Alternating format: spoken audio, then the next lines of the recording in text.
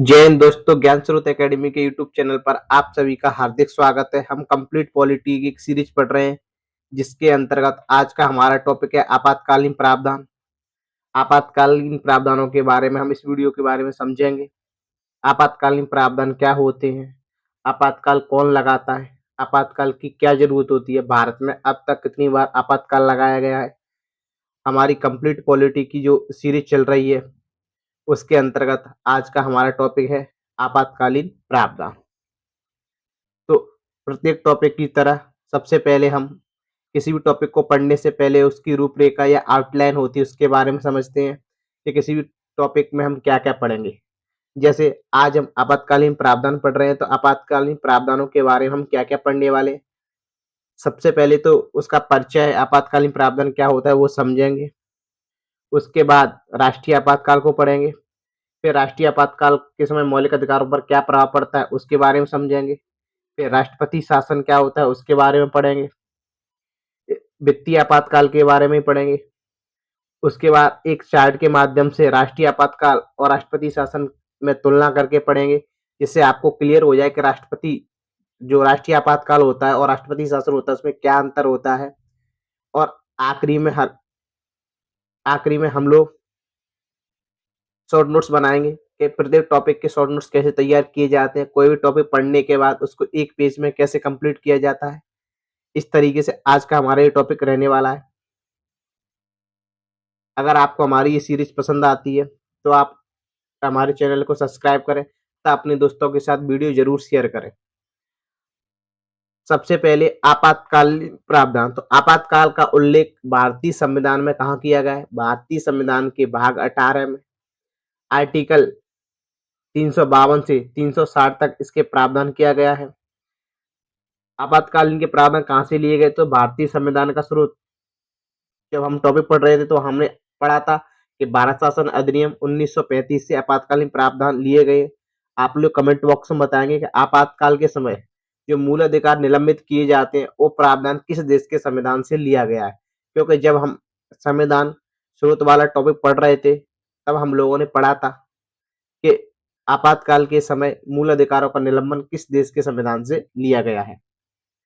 सबसे पहले हम लोग राष्ट्रीय आपातकाल के बारे में पढ़ेंगे। तो राष्ट्रीय आपातकाल का उल्लेख भारतीय संविधान में कहाँ किया गया है? आर्टिकल 352 के अंतर्गत किया गया है। राष्ट्रपति शासन या राज्य आपातकाल का उल्लेख कहाँ किया गया है?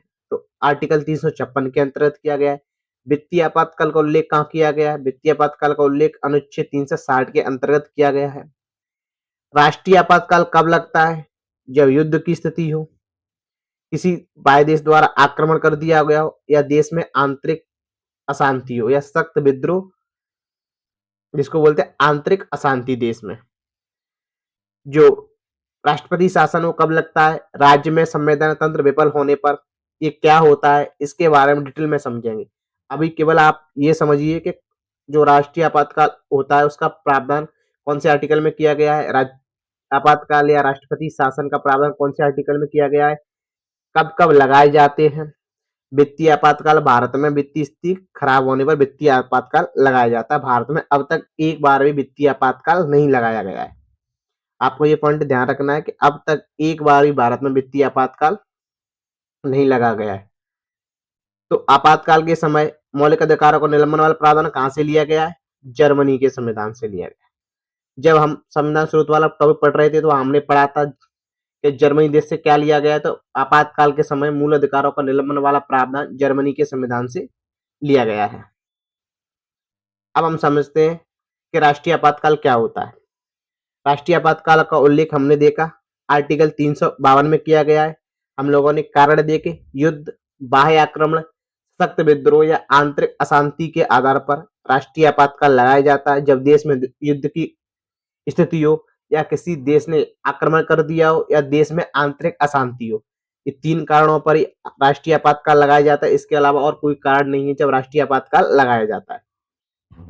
युद्ध, बाह्य आक्रमण, सख्त विद्रोह या आंतरिक अशांति। कौन लगाता है राष्ट्रीय आपातकाल की घोषणा? कौन करता है? तो राष्ट्रपति करता है। क्या राष्ट्रपति स्वयं से इसकी घोषणा करता है? तो नहीं, मंत्रिमंडल की लिखित सिफारिश, कैबिनेट की मंजूरी के बाद। कैबिनेट जब राष्ट्रपति को बोलती है लिखित रूप में कि देश में आपातकाल की स्थिति है, राष्ट्रीय आपातकाल लगा दीजिए।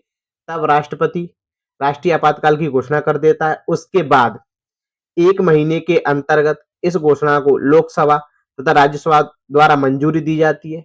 अर्थात जब राष्ट्रपति द्वारा राष्ट्रीय आपातकाल की घोषणा की जाती है, किसकी सिफारिश पर की जाती है? मंत्रिमंडल की लिखित सिफारिश पर। उसके बाद वो बिल कहाँ जाता है? लोकसभा में।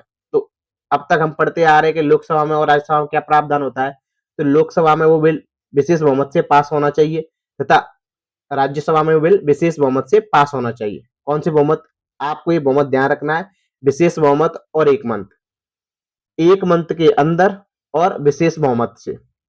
अगर ऐसा नहीं होता है तो जो आपातकाल लगाया है वो 6 महीने बाद समाप्त हो जाएगा। क्या आपातकाल कितने समय तक बढ़ाया जा सकता है? तो हर 6 महीने बाद सेम प्रक्रिया दोहरानी है। लोकसभा राज्यसभा से विशेष बहुमत से पास करना है, उसके बाद 6 महीने उसकी अवधि बढ़ा दी जाएगी। इस तरह 6 महीने अवधि बढ़ाकर उसे अनिश्चित काल तक लगाया जा सकता है। कोई फिक्स डेट नहीं है कि कितनी बार लगा सकता है। राष्ट्रीय आपातकाल को जब 6 महीने बाद आगे 6 महीने बढ़ाना होता है तो सेम प्रक्रिया अपनानी होती है। लोकसभा तथा राज्यसभा द्वारा विशेष बहुमत से पारित किया जाता है।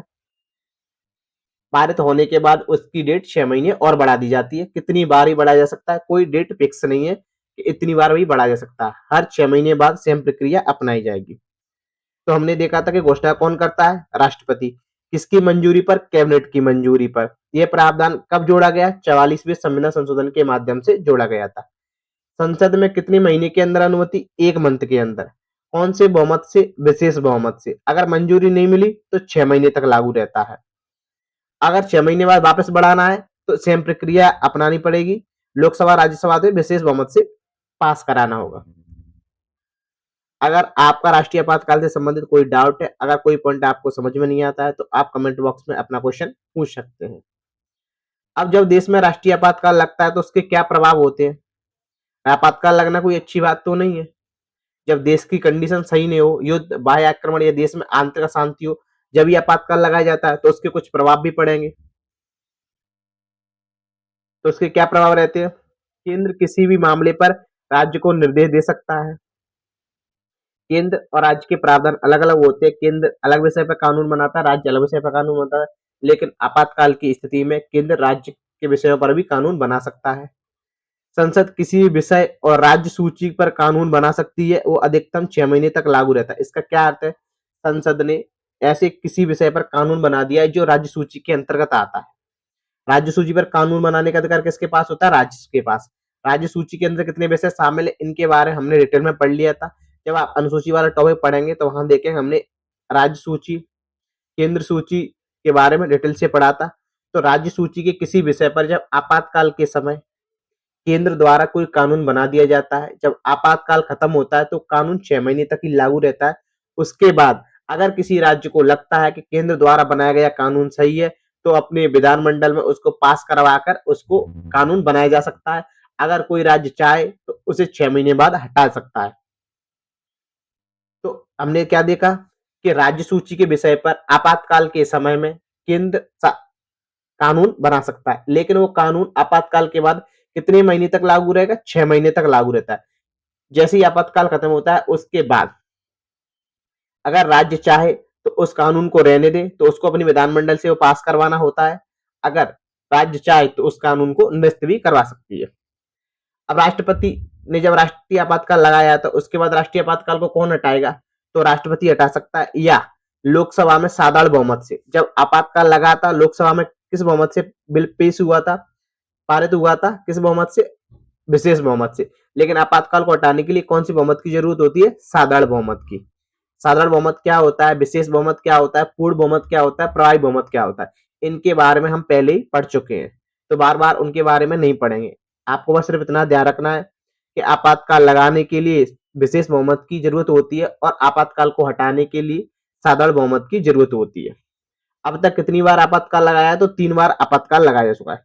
क्या आपातकाल की न्यायिक समीक्षा की जा सकती है? तो पहले मूल संविधान में ऐसा नहीं लिखा था कि जो सुप्रीम कोर्ट है वो आपातकाल की न्यायिक समीक्षा कर सकता है, लेकिन मिनर्वा मिनर्वा मिल्स मामला हुआ था, उसमें एक सुप्रीम कोर्ट ने निर्णय दिया था कि जब राष्ट्रीय आपातकाल देश में लगा है उसके बाद राष्ट्रीय आपातकाल की भी न्यायिक समीक्षा की जाती है कि राष्ट्रीय आपातकाल के समय क्या क्या गलत किया गया था, उन सभी के बारे में सुप्रीम कोर्ट में सुनवाई की जा सकती है। अगर आपके साथ कुछ गलत हुआ है तो आप सुप्रीम कोर्ट में जा सकते हैं।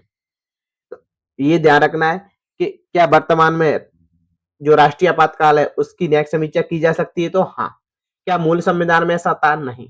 कब से की जाती है? मिनर्वा मिल्स मामले के बाद से। अब तक कितनी बार आपातकाल लगा है? तो 3 बार। कब कब लगा है? 1962 में जब भारत चीन का युद्ध हुआ था, 1971 में जब भारत पाकिस्तान का युद्ध हुआ था, और 1975 में इंदिरा गांधी के समय आंतरिक अशांति बोलकर राष्ट्रीय आपातकाल लगाया गया था। अब आपातकाल के समय मूल अधिकारों को निलंबित किया जाता है। यह प्रावधान हमने किस देश के संविधान से लिया था? जर्मनी के संविधान से। किस तरीके से किया जाता है? आर्टिकल 358 में लिखा गया है कि अनुच्छेद 29 के तहत दिए गए छह अधिकार स्वतः समाप्त हो जाते हैं। जब 358 की घोषणा की जाती है तो हमने देखा था कि आर्टिकल 19 के अंतर्गत 6 प्रकार की स्वतंत्रताएं दी गई है, वो स्वतंत्रताएं स्वतः ही समाप्त हो जाती हैं। सशक्त विद्रोह के समय अनुच्छेद 19 को निलंबित नहीं किया जा सकता। अगर सशक्त विद्रोह के समय नहीं किया जा सकता तो कौन कौन से? केवल युद्ध या बाह्य आक्रमण के समय अनुच्छेद 358 की घोषणा राष्ट्रपति के द्वारा की जाती है। जब युद्ध या बाह्य आक्रमण के आधार पर राष्ट्रपति राष्ट्रीय आपातकाल की घोषणा करता है तो आर्टिकल 19 के अंतर्गत दी गई 6 स्वतंत्रताएं स्वतः ही समाप्त हो जाती है। उसके अलावा कौन कौन से आर्टिकल समाप्त करने या कौन कौन से मूल अधिकारों को हटाना है, इनके बारे में राष्ट्रपति अलग से घोषणा करता है। तो इसके बारे में कौन से आर्टिकल बताया गया? आर्टिकल 359 में बताया गया है कि अनुच्छेद 19 के अलावा अन्य मौलिक अधिकारों को निलंबित किया जा सकता है। जैसे राष्ट्रीय आपातकाल की घोषणा युद्ध या बाह्य आक्रमण के आधार पर की जाती है तो अनुच्छेद 19 तो स्वतः ही समाप्त हो जाता है। उसके बाद उसके अलावा और कौन कौन से आर्टिकल जिनको समाप्त किया जाएगा, तो उसकी घोषणा राष्ट्रपति द्वारा की जाती है कि अनुच्छेद 19 के अलावा ऐसे कौन कौन से अनुच्छेद है जिनको राष्ट्रीय आपातकाल के समय समाप्त किया जा रहा है। मतलब आपका ये अधिकार नहीं रहेगा जब तक देश में आपातकाल लगा रहेगा। लेकिन कौन तय करता है? राष्ट्रपति। लेकिन आर्टिकल 20 और 21 ऐसे आर्टिकल हैं जिनको कभी भी समाप्त नहीं किया जा सकता, चाहे राष्ट्रीय आपातकाल लगाओ चाहे वित्तीय आपातकाल लगाओ। तो ऐसे कौन कौन से आर्टिकल है जिनको आपातकाल के समय निरस्त नहीं किया जा सकता? आर्टिकल 20 और आर्टिकल 21। आर्टिकल 20 और 21 को कभी भी निलंबित नहीं किया जा सकता। तो हमने देखा कि अनुच्छेद 358 के तहत आर्टिकल 19 में दी हुई स्वतंत्रता स्वतः समाप्त हो जाती है। आर्टिकल 359 या 359 में बताया गया है कि आर्टिकल 19 के अलावा और कौन कौन से आर्टिकल समाप्त किए जाने, इसकी घोषणा कौन करता है? राष्ट्रपति करता है। क्या सभी आर्टिकल समाप्त किए जा सकते हैं? नहीं। अनुच्छेद 20 और 21 को आपातकाल के समय भी निरस्त नहीं किया जा सकता। आपको ये दोनों आर्टिकल ध्यान रखने, या 20 और 21 किसी भी कंडीशन में समाप्त नहीं किए जा सकते। आपके एग्जाम में किस तरीके से क्वेश्चन पूछा जाएगा कि 44वें संविधान संशोधन के माध्यम से, एक पॉइंट हमारा छूट गया था यहाँ, कि जो सशक्त विद्रोह शब्द है ये पहले नहीं था, इसको कब जोड़ा गया? 44वें संविधान संशोधन के माध्यम से आंतरिक अशांति की जगह पर क्या जोड़ा गया? सशस्त्र विद्रोह शब्द को जोड़ा गया था। आपको ये बात ध्यान रखनी है कि पहले बाह्य आक्रमण, युद्ध, बाह्य आक्रमण और आंतरिक अशांति थी, लेकिन वर्तमान में 3 कारण है: बाह्य, युद्ध, बाह्य आक्रमण या युद्ध या सशक्त विद्रोह। तो सशक्त विद्रोह शब्द को कब जोड़ा गया था? 44वें संविधान संशोधन के माध्यम से जोड़ा गया था। इससे पहले क्या शब्द था? आंतरिक अशांति। तो क्या जोड़ा गया? सशक्त विद्रोह शब्द जोड़ा गया। अनुच्छेद 352 के तहत जब आपातकाल की घोषणा की जाती है तो संसद कितने समय मंजूरी देता है? हम लोगों ने पढ़ा था 1 महीने में और विशेष बहुमत से। किस मामले में यह निर्धारित किया गया कि राष्ट्रीय आपातकाल की समीक्षा की जाती है? तो हमने पढ़ा था मिनर्वा मिल्स मामले में यह निर्णय दिया गया था कि राष्ट्रीय आपातकाल की भी न्यायिक समीक्षा की जाती है। उससे पहले राष्ट्रीय आपातकाल की न्यायिक समीक्षा नहीं की जा सकती थी। तो राष्ट्रीय आपातकाल वाला जो टॉपिक है वो हमारा कंप्लीट होता है। अगर आपका कोई डाउट है या कोई चीज आपको समझ में नहीं आई तो आप कमेंट बॉक्स में अपना क्वेश्चन पूछ सकते हैं। अगर आपको हमारी वीडियो अच्छी लगती है तो आप हमारे चैनल को जरूर सब्सक्राइब करें और अपने दोस्तों के साथ इस प्लेलिस्ट को तथा इस वीडियो को जरूर शेयर करें। हमने आर्टिकल 352 के अंतर्गत जो राष्ट्रीय आपातकाल का प्रावधान था उसके बारे में डिटेल में पढ़ा। कोई पॉइंट आपको नहीं समझ में आया तो आप पूछ सकते हैं। अब हम लोग आर्टिकल 356 राष्ट्रपति शासन या राज्य आपातकाल के बारे में पढ़ेंगे। तो आर्टिकल 355 में बताया गया कि राज्यों में आंतरिक गड़बड़ी को रोकने तथा शांति स्थापित करने का केंद्र का दायित्व है। ये क्या होता है, इसका क्या होता है, सबको डिटेल में पढ़ेंगे। आपको कोई भी टॉपिक या कोई भी पॉइंट या किसी भी शब्द की कोई चिंता करने की कोई जरूरत नहीं है। एक एक शब्द का अर्थ आपको समझाया जाएगा। पहले आप जो प्रावधान के बारे में बता रहे हैं वो सुन लीजिए कि आर्टिकल 352 में क्या लिखा गया है। आर्टिकल 355 में लिखा गया है कि राज्यों में आंतरिक गड़बड़ी को रोकने और शांति स्थापित करने का दायित्व किसके पास होता है? केंद्र के पास। आर्टिकल 356 में लिखा गया है कि राज्य में संवैधानिक तंत्र विफल होने पर राष्ट्रपति शासन लगाया जा सकता है। और आर्टिकल 365 में भी सेम बात लिखी गई है कि जब केंद्र द्वारा दिए गए निर्देशों का पालन राज्य न करे तो। अब किसी राज्य में जो राष्ट्रपति शासन कब लगाया जाता है? केंद्र द्वारा कोई भी निर्देश दिए गए हो और उस राज्य द्वारा उन निर्देशों का पालन न किया जा रहा हो। जैसे कोई राष्ट्रीय सुरक्षा से संबंधित कोई विषय है जिस पर केंद्र ने बोला है कि किसी बाहरी व्यक्ति को राज्य में प्रवेश नहीं करने देना है, या प्रत्येक व्यक्ति चेकिंग के बाद ही राज्य में प्रवेश करे। जितने भी राज्य में एयरपोर्ट वगैरह है वहां पर चेकिंग की जानी चाहिए, या राज्य में प्रवेश की जितने भी बॉर्डर है उन सब पे जो भी अदर राज्य से व्यक्ति अदर राज्य में जा रहा है तो प्रत्येक राज्य में जिस राज्य को ऑर्डर दिया गया वहां उनकी चेकिंग की जानी चाहिए। लेकिन वो राज्य उस प्रावधान को मान ही रहा है। केंद्र ने कोई कानून बनाया है, जैसे जीएसटी बिल केंद्र द्वारा बनाया गया था। अब कोई राज्य इसको लागू ना करे तो केंद्र के कानून का उल्लंघन हुआ ना। ऐसी कंडीशन में जो केंद्र होता है वो राष्ट्रपति को बोलकर किसी भी राज्य में जो भी उसके प्रावधान या जो कानून बनाया उसका उल्लंघन कर रहा है वहां पर राष्ट्रपति शासन लगाया जा सकता है। तो कौन कौन से आधार पर? राज्य में संवैधानिक तंत्र विफल होने पर, जब राज्य द्वारा केंद्र को दिए गए निर्देशों का पालन नहीं किया जाए तब, जब किसी राज्य में आंतरिक अशांति हो जाए, वहां की जो सरकार है उस राज्य को चलाने में असमर्थ है, केंद्र को ऐसा लगता है कि जो राज्य की विधानसभा है उसके द्वारा, या जो राज्य का मंत्रिमंडल है उसके द्वारा, या जो राज्य की सरकार है उसके द्वारा उस राज्य की जो स्थिति है वो दिनों दिन बिगड़ती जा रही है, तो केंद्र इसको बोलता है, केंद्र सरकार राष्ट्रपति को, राष्ट्रपति उस राज्य में राष्ट्रपति शासन लगाता है। राष्ट्रपति शासन लगाने के बाद उस राज्य में किसका शासन चलता है? केंद्र का शासन चलता है। तो राष्ट्रपति शासन कब लगाया जाता है? जब राज्य में संवैधानिक तंत्र विफल हो जाए तब, या केंद्र द्वारा दिए गए निर्देशों का पालन राज्य द्वारा नहीं किया जाए तब। राज्य में आंतरिक गड़बड़ी रोकने, तो आंतरिक गड़बड़ी का एक ही अर्थ है आंतरिक अशांति हो जाए या संवैधानिक तंत्र का पालन न किया जाए। शांति स्थापित करने के लिए केंद्र ऐसा कर सकता है। तो आर्टिकल 352 में राष्ट्रीय आपातकाल के बारे में बताया गया। आर्टिकल 356 में राष्ट्रपति शासन के बारे में बताया गया। सेम प्रावधान 365 में भी दिया गया है, लेकिन 356 में क्या लिखा गया है? राज्य में संवैधानिक तंत्र विफल होने पर लगाया जाता है। और आर्टिकल 365 में लिखा गया है जब राज्य केंद्र द्वारा दिए गए निर्देशों का पालन न करे तब। अब जिस तरीके से हमने राष्ट्रीय आपातकाल की प्रक्रिया समझी कि राष्ट्रीय आपातकाल कौन लगाता है, संसद द्वारा किस बहुमत से पेश किया जाता है, कौन समाप्त करता है, कितने समय तक बढ़ाया जा सकता है, सेम प्रावधान हम लोग राष्ट्रपति शासन के बारे में पढ़ेंगे। इसके बाद हम दोनों की तुलना भी करके पढ़ेंगे कि दोनों में क्या अंतर है। जैसे इसकी घोषणा कौन करता है? राष्ट्रपति। राष्ट्रीय आपातकाल की घोषणा कौन करता है? राष्ट्रपति। वहां पर मंजूरी कितने समय में दी जाती है? 1 महीने में। यहाँ पर 2 महीने में।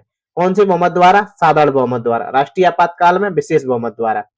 कब तक? 6 महीने तक। लेकिन इसकी अधिकतम अवधि कितनी होती है? 3 वर्ष। राष्ट्रीय आपातकाल के बारे में हमने अधिकतम अवधि के बारे में नहीं पढ़ा। वहां क्या पढ़ा था? 6 महीने। प्रत्येक 6 महीने बाद सेम प्रक्रिया अपनाई जाएगी। उसके बाद 6 महीने कर करके कितनी बार भी बढ़ाया जा सकता है। तो लगाता कौन है? राष्ट्रपति। कि जो संसद होती है उसको कितने महीने में मंजूरी देनी होती है राष्ट्रपति शासन को? तो 2 महीने में। कौन से बहुमत से? साधारण बहुमत से। कितने महीने तक लागू रहता है? 6 महीने तक मंजूरी न मिलने पर। और अधिकतम अवधि 3 वर्ष।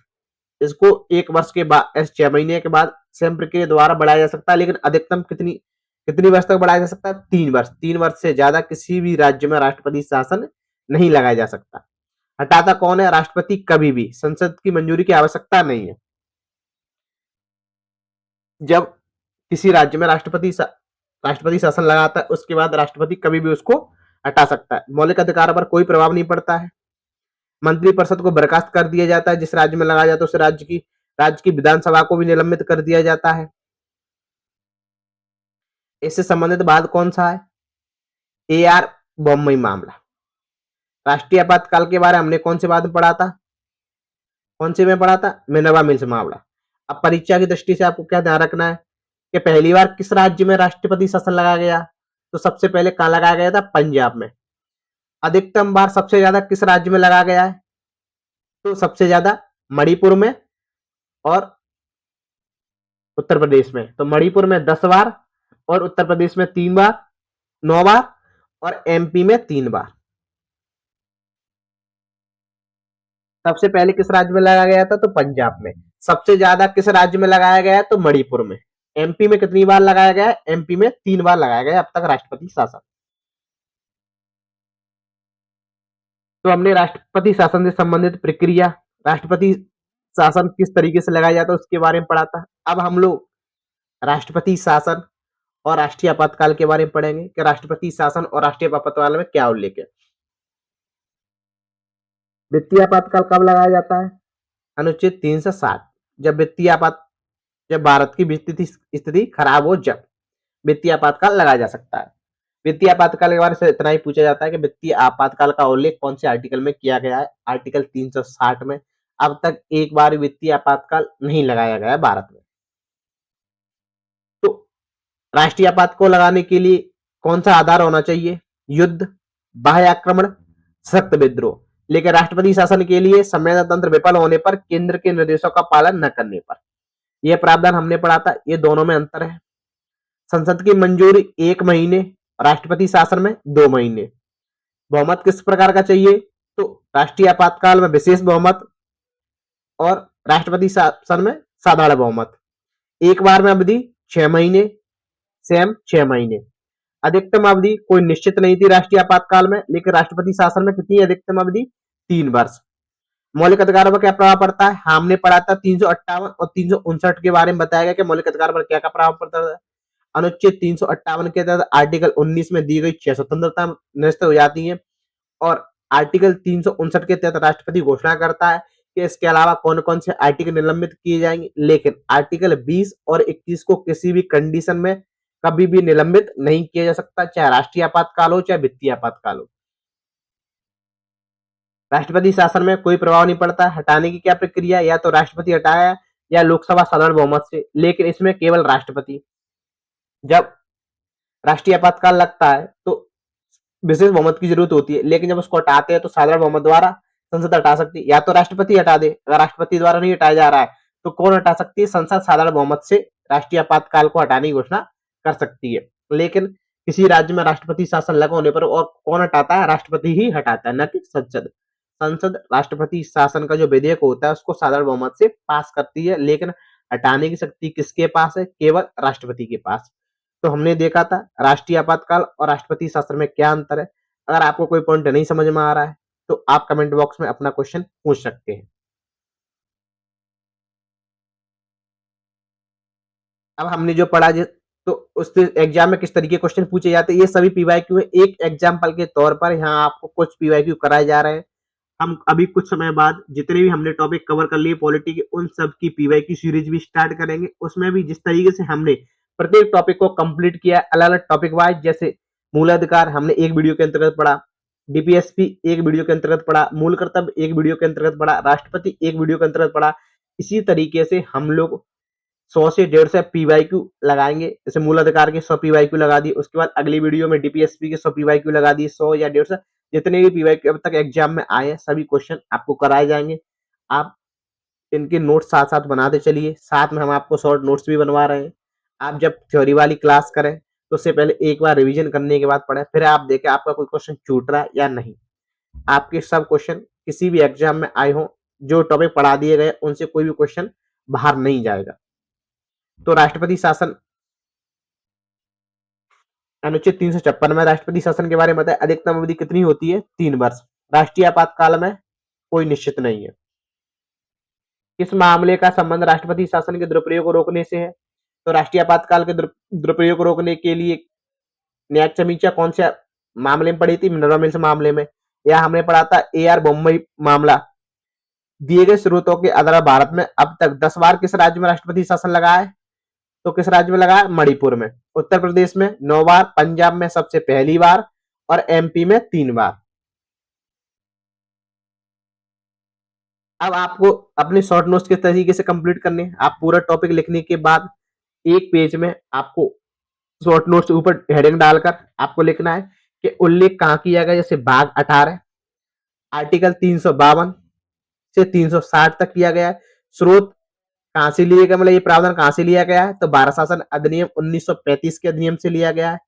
जो फंडामेंटल राइट या मूल अधिकारों के जो वित्तीय जो आपातकाल के समय जो मूल अधिकार निलंबित होते वो प्रावधान किस देश के संविधान से लिया है? जर्मनी के संविधान से लिया गया। अनुच्छेद 352 में क्या बताया गया? राष्ट्रीय आपातकाल के बारे में बताया गया। अनुच्छेद 356 और 365 में क्या बताया गया? राष्ट्रपति शासन के बारे में बताया गया। अनुच्छेद 358 और 359 में क्या बताया गया है? अनुच्छेद 358 आर्टिकल 19 के बारे में बात करता है और अनुच्छेद 359 19 के अलावा अन्य आर्टिकल के बारे में बात करता है और 20 और 21 को कभी भी निलंबित नहीं किया जा सकता है। अनुच्छेद 360 में वित्तीय आपातकाल के बारे में बताया गया। वित्तीय आपातकाल के बारे में मंजूरी क्या? 1 माह। जो राष्ट्रीय आपातकाल के बारे में प्रक्रिया है वही वित्तीय आपातकाल के बारे में प्रक्रिया है। केंद्र के दायित्व क्या, केंद्र का क्या दायित्व है? राज्यों में आंतरिक शांति बनाए रखना।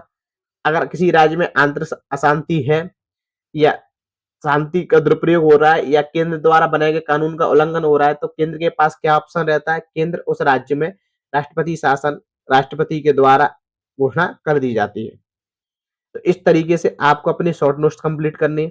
आप जो अब तक आपको पढ़ाया गया उसमें कोई भी चीज इसमें नहीं छूटेगी। कैबिनेट की मंजूरी मिलने के बाद ही लगाते 1 माह, विशेष बहुमत, अनिश्चित काल, एक बार में 6 महीने, 3 बार लागू हुआ। संविधान संशोधन के माध्यम से कौन शब्द जोड़ा गया? सशक्त विद्रोह। किसकी जगह? आंतरिक अशांति की जगह। इसमें 2 माह। कौन सा बहुमत? साधारण बहुमत। अधिकतम अवधि 3 वर्ष। मूल अधिकारों पर क्या प्रभाव? कोई प्रभाव नहीं। पहली बार कहा लगाया था? पंजाब में। अधिकतम बार मणिपुर में। कौन सा मामला है? बम्बई बात। यहाँ आप लिख सकते हैं बम्बई बात। यहाँ मिनरवा मिल्स मामला लिख सकते हैं आप। अनुच्छेद 358 में क्या बताया गया है? 359 में क्या बताया गया है? कौन से आर्टिकल है जो कभी भी समाप्त नहीं होते? आर्टिकल 355 में क्या बताया गया है? केंद्र का दायित्व किसका है? राज्य का। केंद्र का दायित्व क्या है? किसी राज्य में आंतरिक अशांति या शांति भंग होने पर या केंद्र द्वारा कोई कानून बनाया गया है उसका लागू या केंद्र द्वारा दिए गए निर्देशों का पालन राज्य द्वारा न किए जाने पर केंद्र राष्ट्रपति से बोलकर किसी राज्य में राष्ट्रपति शासन लगा सकता है। वित्तीय आपातकाल अनुच्छेद 360 में क्या प्रक्रिया है? सेम प्रक्रिया है जो राष्ट्रीय आपातकाल की है। तो आपका कोई भी पॉइंट जो हमने पढ़ा है अब तक नहीं छूट रहा होगा। इस तरीके से ही हमने जितने टॉपिक कंप्लीट किए उनके शॉर्ट नोट साथ साथ में बनवाए हैं। तो आप सभी के शॉर्ट नोट भी साथ में बनाइए और डिटेल में भी नोट्स बनाइए। जब आप एग्जाम देने जाएंगे तो आपके पास इतना टाइम नहीं रहता है एग्जाम के समय कि आप पूरा नोट्स रिवाइज कर सके। तो आपके पास अगर शॉर्ट नोट्स बने हुए हैं तो आप किसी भी टॉपिक को 1 से 2 घंटे में, ऐसे पॉलिटी है तो पॉलिटी को मिनिमम 1 घंटा अधिकतम 2 घंटे में आप रिवाइज कर सकते हैं। आपका कोई भी क्वेश्चन गलत नहीं होगा क्योंकि जब हमने राष्ट्रीय आपातकाल से संबंधित जो भी प्रावधान पड़े वहां पर है, वित्तीय आपातकाल से संबंधित जो भी प्रावधान वो है, राष्ट्रपति शासन से संबंधित जो भी प्रावधान पड़े वो सब लिखे। अगर आपको कोई डाउट बचता है, अगर कोई आपका क्वेश्चन है तो आप कमेंट बॉक्स में पूछ सकते हैं। ये 10 क्वेश्चन है, इनके आंसर भी नीचे दिए गए हैं। आप पहले 5 क्वेश्चन सॉल्व करेंगे, इसके बाद अगले 5 क्वेश्चन हैं उनको सॉल्व करेंगे और आप लोग कमेंट बॉक्स में बताएंगे कि आप 10 में से कितना स्कोर कर रहे हैं। अगर 10 में से आप 10, 9 और 8 स्कोर कर रहे हैं तो आपने टॉपिक को अच्छी तरीके से समझा है। अगर आप 7 स्कोर कर रहे हैं या 7 से कम कर रहे हैं तो आपको दोबारा वीडियो देखने की जरूरत है, नोट्सों को अच्छा रिवाइज करने की जरूरत है। आपके 10 में से 9 और 8 क्वेश्चन तो बनने चाहिए और सभी लोग कमेंट बॉक्स में अपना स्कोर जरूर बताएंगे। इनके आंसर नीचे दिए गए हैं, ये सभी के आंसर हैं। अगर आपको हमारी वीडियो अच्छी लगती है तो आप हमारे चैनल को सब्सक्राइब करें, वीडियो को लाइक करें, दोस्तों के साथ शेयर करें। मिलते हैं अगली वीडियो में, तब तक के लिए जय हिंद, जय भारत।